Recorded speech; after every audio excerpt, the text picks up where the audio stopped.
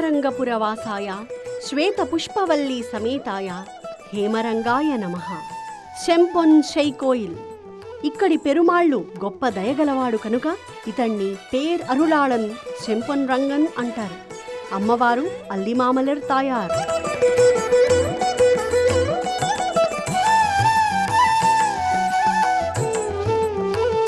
పరమశివుడు తన చేతి కంటిన బ్రహ్మగారి శిరస్సును తొలగించుకోవడానికి క్షేత్రాలన్నీ తిరిగేవాడు. పెద్దల సలహా మేరకు తిరునాంగూర్ క్షేత్రానికి వచ్చి ఈ కోవెల ఉండే చోట 11 రూపాలలో అశ్వమేధ యాగం చేశాడు.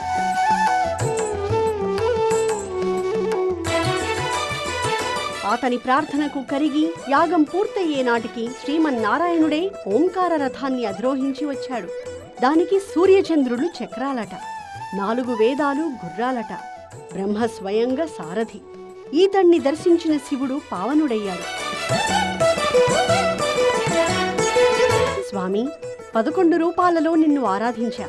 నా కోసం నీవు కూడా 11 రూపాలలో ఇక్కడే అర్చామూర్తిగా వెలసి దయచూపుమా అంటూ శివుడు ప్రార్థించాడు. స్వామి అంగీకరించాడు. ఆ 11 రూపాలలో శ్రీ స్వర్ణపురీశ్వరుడు అనే రుద్రుడి కోసం పేరరుళాళనయ్యాడు. ఆపై దృఢవ్రతుడనే ఋషి చేసిన తీవ్ర తపస్సుకి మెచ్చి ఇక్కడే బంగారు కాంతులేనుతూ దర్శనమివ్వడంతో ఈ క్షేత్రానికి శంపొన్ షైకోయిల్ హేమపురి అనే పేరు సార్థకమైంది.